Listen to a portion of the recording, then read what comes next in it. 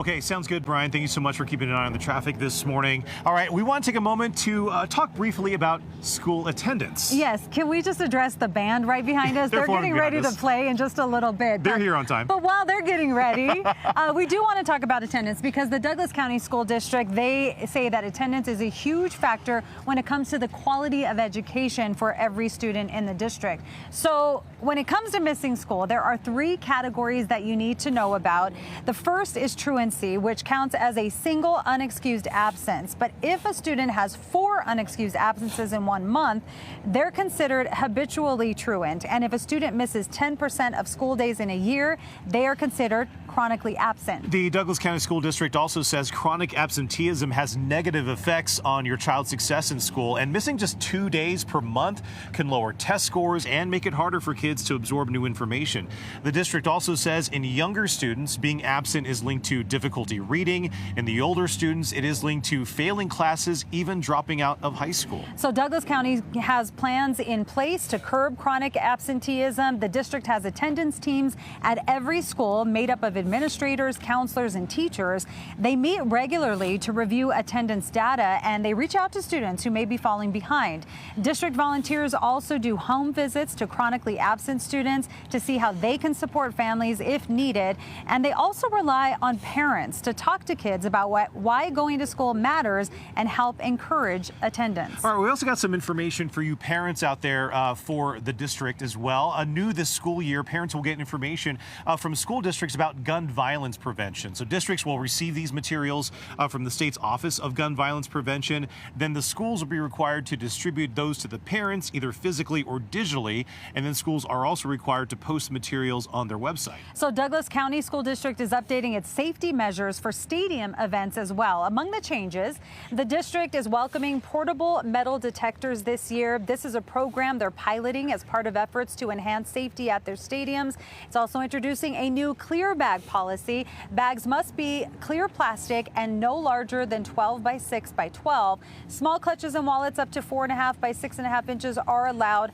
If you're not a high school student, you must enter the stadium with an adult, and outside food and drink is no longer allowed. You can bring in a factory sealed water bottle or an empty one. So Michelle, you mentioned the word introducing. Yes. I'm introducing a new guest. Yes, you in are. our show this morning. Yes, you are. Good morning. That Good morning. is Superintendent of the school district, Erin Kane. Thanks so much for Good coming morning. on. Thank you for having me. Exciting day for the district, Oh, right? so much. And welcome to Douglas County and Saber Cat Nation. Yeah.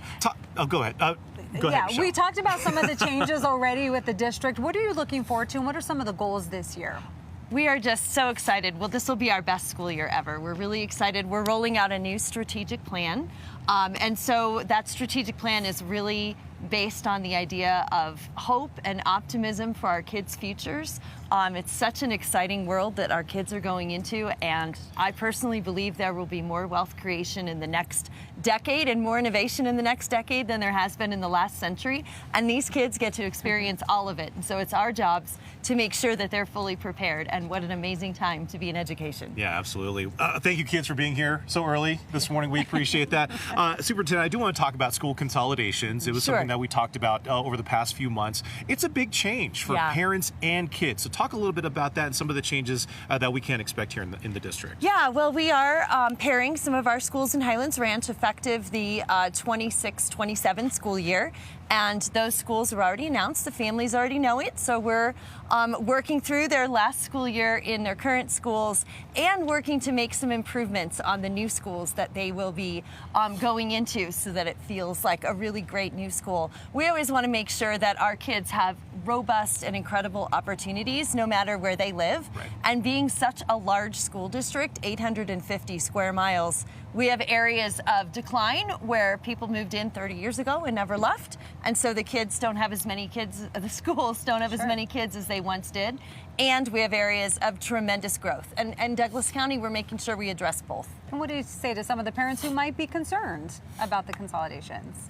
I think that it's going to be a really great school year and that they have a great new experience in store for themselves and for their kids. All right, well, Superintendent, thanks so much for joining us this morning. Thank you so much for having me. Yeah. And thanks for coming out to Douglas County this morning as we welcome our kids back to school. Yeah, thank you. We appreciate it. We'll be live here at Castle View High School all morning long for the first day of Douglas County. Do you guys want to start playing pretty soon? Right now, in Yeah, fact? let's do it. Yeah, let's go. Let's do it. We got the Castleview High School band. Let's go.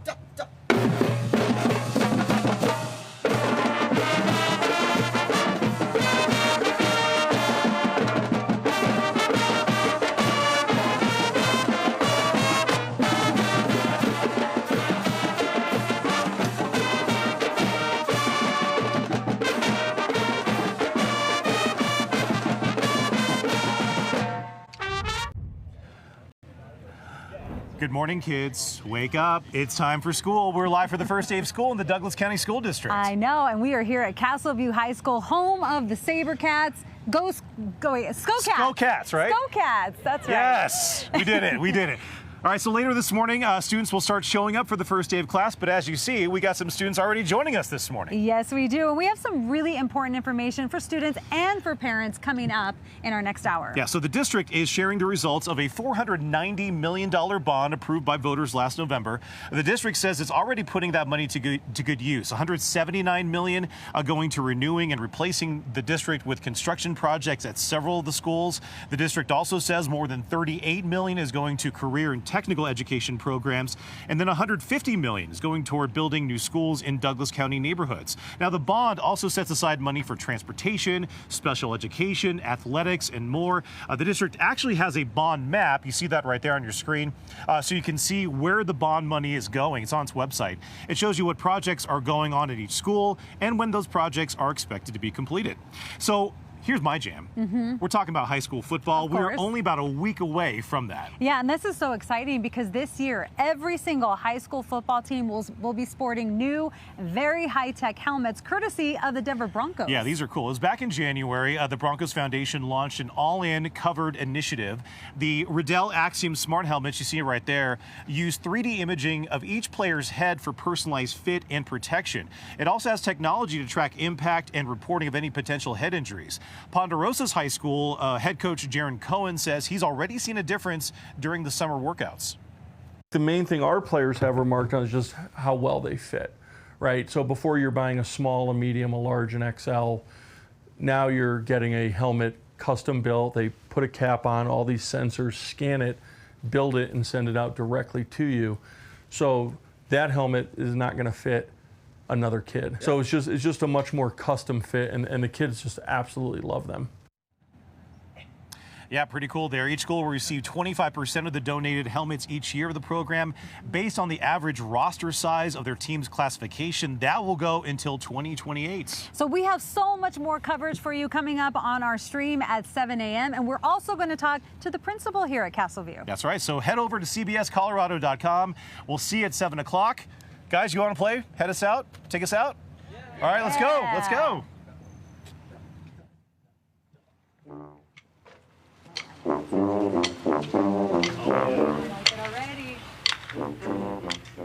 Looks like a lot of fun out there. We are just a few minutes away from the start. Okay, Brian Sherrod, thank you so much. Remember, it's the first day of school, so be aware of all that this morning. This school year, students here in Douglas County will get free meals. Yeah, the district says students perform better when they're well fed. All right, so breakfast and lunch will be available at all elementary, middle, and high schools in the Douglas County School District, but certain schools might not offer breakfast. It does vary by campus, so just make sure to double check with your child's school. The free meals are part of Colorado's Healthy School Meals for All program, but they could end after this semester. Healthy School Meals for All will be back on the Colorado ballot this November. The program is funded by taxes from people who make more than $300,000 per year. So voters will decide whether to keep those taxes in place. If voters approve the ballot measure, all students will continue to get those free school meals. But if voters reject it, starting in January, free meals will be scaled back and offered to fewer students. So the district says even though kids are getting free meals, it really helps when families do sign up for free and reduced lunch. A family of 4 qualifies if they make less than $59,000 a year. So by signing up, you help the district cover the cost of meals and after-school programs. Plus, qualifying families get benefits like discounts on class materials and reduced school fees as well. So if you'd like to sign up, the link is on your screen right there. there. It is myschooapps.com. So filing taxes, balancing a budget, even using a credit card, those are probably things not many of us learned in school. But in hindsight, as an adult, I wish I did. Would have right? loved that. Yeah, Colorado bill signed into law will require high school students to take a financial literacy class before graduating. So your reporter Ashley Portillo has all those details. Colorado is now the 28th state to require personal finance for students, thanks to groups like EDNIUM, the Alumni Collective, which testified at the state capitol pushing for the legislation. After surveying local graduates, they found many people wanted a class for it.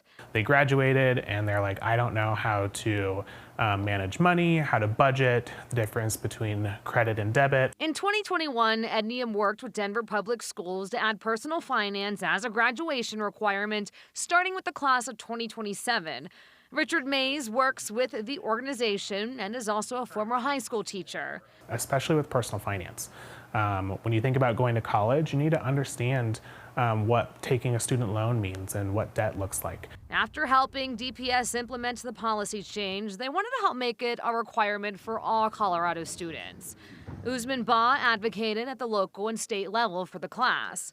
And just seeing how financial literacy is really needed for our youth, especially those going into college and those graduating and going into different career pathways. The bill would also make it a requirement to fill out states or federal student aid applications unless they're opted out.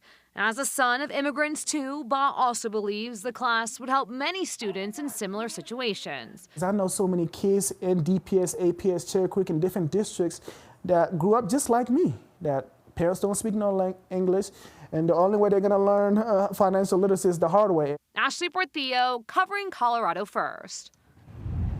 I think it's so important to learn that at a very young age, Absolutely. too. So that's great. Okay, so we have some very important information for parents as Douglas County heads back to school. Yeah, so the district is now sharing the results of a $490 million bond approved by voters last November. The district says it's already putting that money to really good use. $179 million going to renewing and replacing the district with construction projects at several of the district's schools.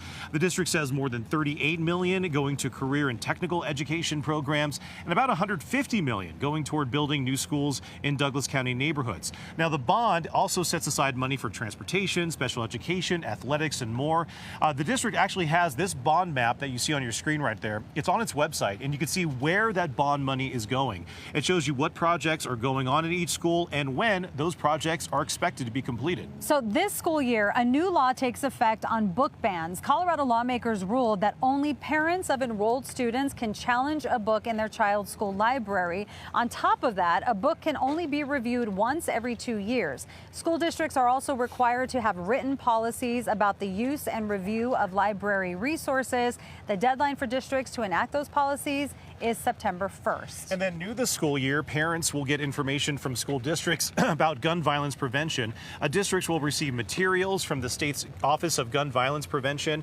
Then schools will be required to distribute those to parents either physically or digitally. And then schools are also required to post the materials on their website as well. All right, so every year, older students, they come in early to help the freshmen find their way around the new campus. It can be a scary thing. It can be a very scary thing for freshmen out there. So we have our link leaders right here joining us now. Guys, talk about the importance of this, because you remember when you were a freshman, right? Exactly. Yeah, I think it's super important for Link Crew just to kind of get a feel for high school and just connect. What Link Crew is, it's kind of groups with advisements, which is like homeroom. So during the day, we're just playing games, kind of getting to know each other and then just getting a feel for high school, and it's awesome. Yeah, tell us more about that. I mean, you mentioned you guys play games and stuff like that, but what else do you guys do? We really try and bring everyone together, playing name games, kind of sharing a little bit about their past and what they kind of want to do in high school, trying to group people that are similar together, and really trying to make a large school feel smaller to everybody. And are you guys with them like the whole school year, or just for maybe the first few days or first few weeks? It kind of goes throughout. Like, we sometimes do like checkups with them to make sure they're doing good throughout the school year. And overall, we just make sure that they're following what they're supposed to do, make sure their grades are good, make sure like they're following everything they're trying to stay with. So you guys are kind of like student counselors, kind of keeping up on the younger kids, making sure that they're doing their things. I like that. I That's mean, really that cool. connection with other students must be, because it's one thing to connect with counselors and teachers, but it's different with students, right? Yeah. Like peer to peer. Yeah, it can be super kind of scary on the first day of high school and not knowing like what to do or whatever. But I think it's cool. That way you can already have like some sort of connections with people and already have some friendships built inside your advisement, which that's going to last all 4 years of high school. So yeah, that's really cool. Did you, when you guys were in the younger grades, did you guys have this as well? And what was that experience like when you were younger? I remember coming in the first day of school and seeing everybody, and it was kind of like a nerve-wracking experience, but then seeing the older kids and spending the day with them and having them tell me like the insides of high school really made me feel less scared and felt like I belonged in this community. That's awesome. That's really great. That's really great. I didn't catch your names really quick. My name is Elias. Okay. I'm Anna. Anna. And I'm Wade. All right. These are your Link leaders here at Castleview High School. We appreciate that. So we're going to be live here at Castleview High School all morning for the first day of school here in Douglas County. All right. The first bell rings at 7:40. Are you ready for this? Ready or not. Ready or not. There it that is. bell's going to ring. We're going to send it back to Kennedy Cook in the studio right now. I mean, that's what we say every year, right? Ready or not. See, Michelle, I told you were more excited than those students. I know. All right. Yes, Brian and Michelle, thank you so much. We will check back in with you. All right, Brian, thank you so much. All right, so we're live here in Castle Rock this morning for the first day of school. And every year, a big question for schools is how to handle cell phones. Yeah, the Douglas County School District, they do have a policy in place for portable electronics. So in general, students are allowed to have cell phones, to have laptops and other electronics on campus. The district says they can be helpful to learning, but individual schools and teachers are allowed to restrict cell phone use depending on their needs. And the district's policy could be changing in the coming years. The state directed all districts to review and create new cell phone policies, and that law takes effect next July. Well, today, some schools in Highlands Ranch, they're having their final first day of school. The Douglas County School District announced school consolidation starting next school year, as you may recall. So Saddle Ranch Elementary will be closed with students moving to El Dorado Elementary. Heritage Elementary will be consolidated into Summit View Elementary, and Acres Green Elementary will close with students moving to Fox Creek Elementary. The district says this is due to declining enrollment at those schools. And the school district is working to make safety drills less traumatizing. Schools are required by the state to practice drills regularly to be prepared when an incident occurs. There are 5 types of drills: evacuations, which include fire drills, shelter-in-place drills, lockout drills for when a threat is outside the building, and then lockdown drills for when a threat is inside the building. And there's also one called Hold All Classes, where students remain in the classroom while staff attend to an emergency. The state says drills could be made less traumatizing by announcing drills beforehand and offering support to students afterward. All right, so this school year, students in Douglas County, they will get free meals. Yes, the district says that students perform better when they're well fed. All right, so breakfast and lunch will be available at elementary, middle, and high schools in the Douglas County School District, but certain schools might not offer breakfast. It does vary by campus, so just make sure to check with your child's school. But the free meals are part of a Colorado's Healthy School Meals for All program, but they could end after this semester. Healthy School Meals for All will be back on the Colorado ballot this November. The program is funded by taxes from people who make more than $300,000 per year. Voters will decide whether to keep those taxes in place. If voters approve the ballot measure, all students will continue to get those free school meals. But if voters reject it, starting in January, free meals would be scaled back and offered to fewer students. So the district says even though kids are getting free meals, it really helps when families sign up for free and reduced lunch. A family of 4 qualifies if they make less than $59,000 a year. By signing up, you help the district cover the cost of these meals and after-school programs. Plus, qualifying families get benefits like discounts on class materials and reduced school fees. So if you'd like to sign up, again, the link is on your screen right there. It is myschoolapps.com. All right, so filing taxes, balancing a budget, even learning how to use a credit card, probably things we didn't learn in school. No, definitely not. And now a Colorado bill just signed into law will require high school students to take a financial literacy class before graduating. So your reporter Ashley Portillo has more on that. Colorado is now the 28th state to require personal finance for students, thanks to groups like Ednium, the Alumni Collective. which testified at the state capitol pushing for the legislation.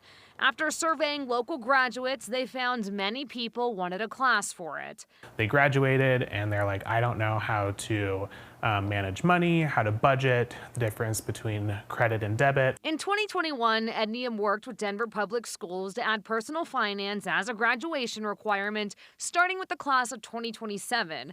Richard Mays works with the organization and is also a former high school teacher. Especially with personal finance. When you think about going to college, you need to understand what taking a student loan means and what debt looks like. After helping DPS implement the policy change, they wanted to help make it a requirement for all Colorado students. Usman Ba advocated at the local and state level for the class. And just seeing how financial literacy is really needed for our youth, especially those going into college and those graduating and going into different career pathways. The bill would also make it a requirement to fill out states or federal student aid applications unless they're opted out. As a son of immigrants too, Ba also believes the class would help many students in similar situations. I know so many kids in DPS, APS, Cherry Creek, and different districts that grew up just like me, that parents don't speak no English, and the only way they're going to learn financial literacy is the hard way. Ashley Portillo, covering Colorado First. Boy, I think financial literacy classes are so important, even at a young age. I wish we had that when we were that age, too. I so wish it helped that. out a ton. And I wish I had this class. The one high school in Douglas County, they're actually adding an advanced placement class. Yeah, so a teacher at Highlands Ranch High School, go Falcons, is now teaching an AP African American Studies course. Yeah, teacher Valerie Moses had previously taught AP English Literature, but trained to teach the African American Studies class after some students approached her about it. Yeah, then Moses spoke to the school board about teaching the course, and she says some community members had some concerns about the content of the class. African American Studies, the idea is that it is a studies course. So it does history, it teaches literature, visual analysis, data analysis. I think some of the concerns were that it was teaching critical race theory, that it's indoctrination. Some of the concerns were that it teaches Marxism, or that it teaches like an oppressor-oppressed mentality. What it does teach is the history, the literature of a culture, the formation of it. That is an incredible thing to celebrate. It can give students a sense of empowerment. All right, so the school board eventually and unanimously approved the course back in December, and today will be the first day of class. So enjoy the first day of class. Everybody here in Douglas County this morning will be out here at Castleview High School all morning for the first day of classes here in Douglas County. I'm so excited because some students are starting to show up in the parking lot right now, and I just saw a student with their instruments case. I love it's bringing that. back memories for Michelle, It is bringing back so many memories. Hey, the bell rings at first bell rings at 7:40. You don't want to be late on your first day of school. No, you don't. Yes. No, you don't. So now we're going to get back over to Kennedy Cook in the studio, holding down the fort for us and telling us news of the day. Hey, Kennedy. Hey, Michelle, you are so excited for back to school, more than the kids, I feel like. We will check in. I think it's so. True. Yeah, I think so too. Yeah. We will be sure to check in with Brian and Michelle in just a few minutes, but still ahead. All right, Brian, thank you so much. We are live here at Castleview High School, and you are taking a look at one of the school resource officers and the school resource officer dog, Leia.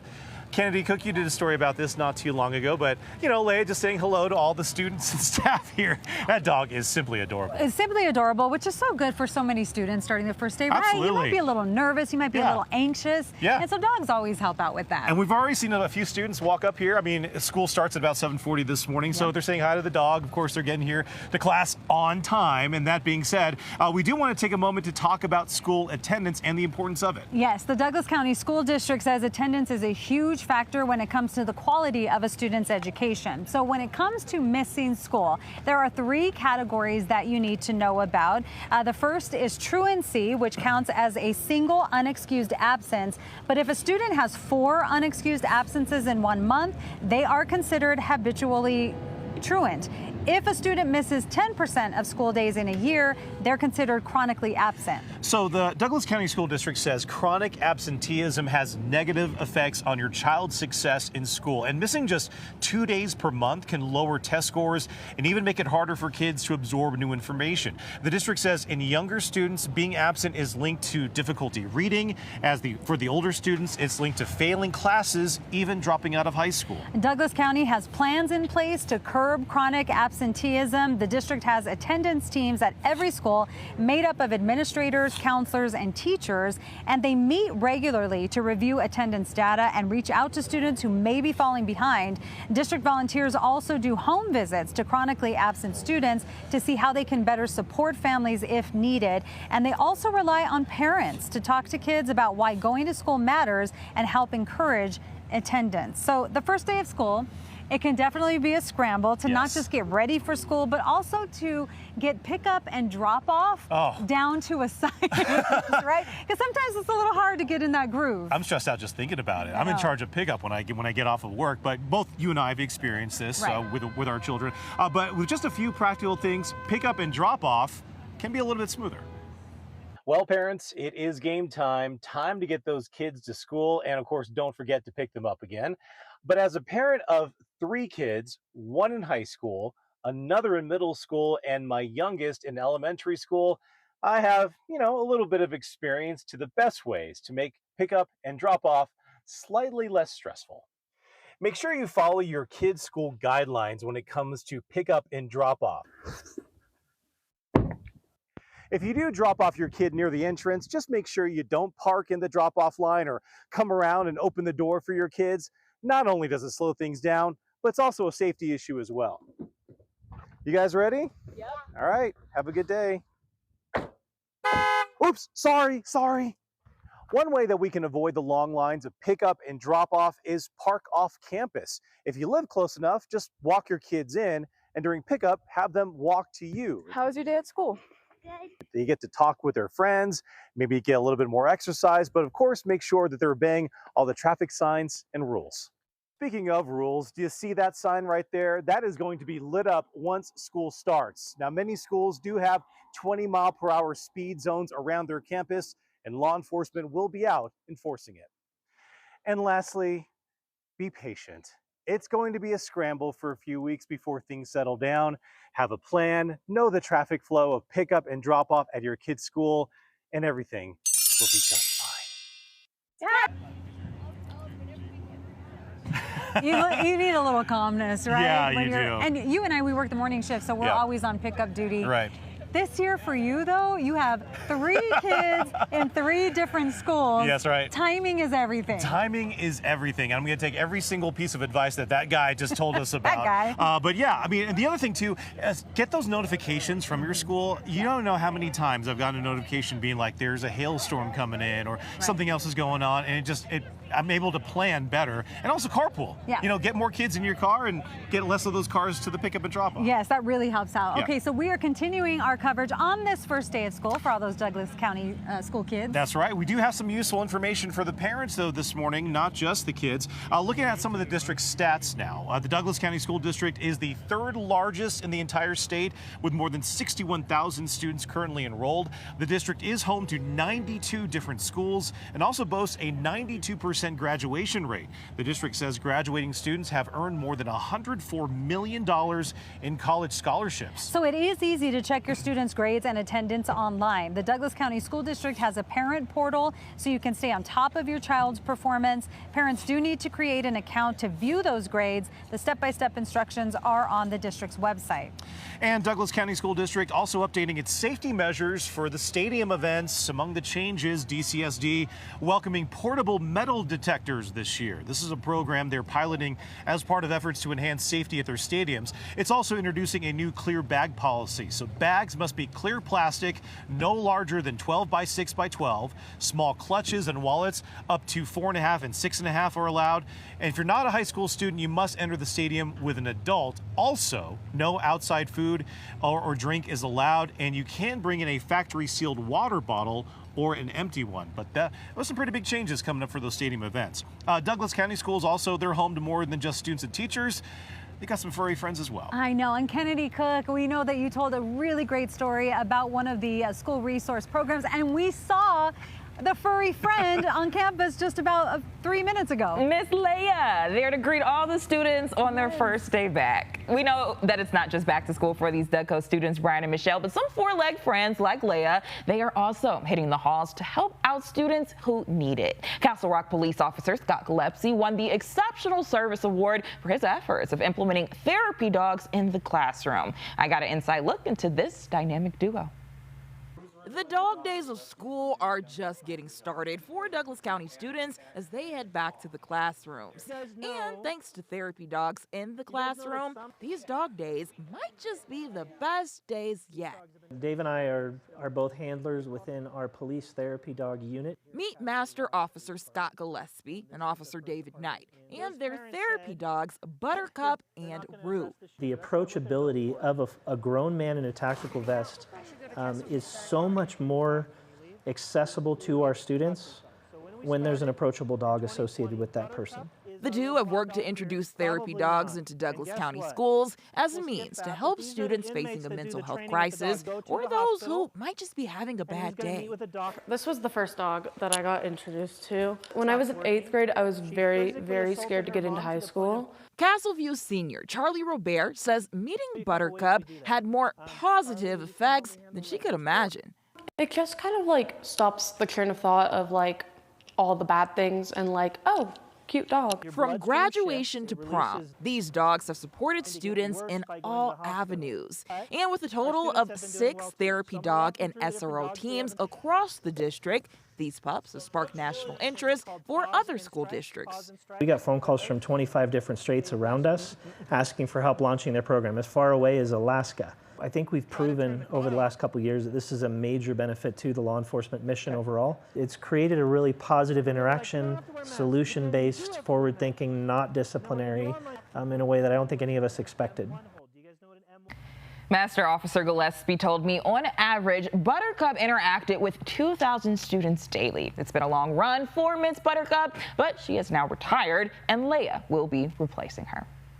Joe, I have to tell you, yes, this is the first time I have wanted to take my sweater off all morning. So there you go. Wow. Because it just got warmer. Everything for Michelle, including the weather. Thank Jeez. you, son. Yes, we are continuing our coverage here on the first day of classes here, not just in Douglas County, but also Boulder Valley and Westminster as well. They're starting their first day of classes too. I know, and the bell rung at 7:40 here. Yes. So it's quiet out here now because all the students should be in their classrooms, catching up with friends and teachers and all of that. So we do have a lot of important information, things that we want to highlight for the Douglas County students, and also highlight what they were up to over the summer. Yeah, they did some great things over the summer. One student at Legend High School got 3 National Photography Awards this summer.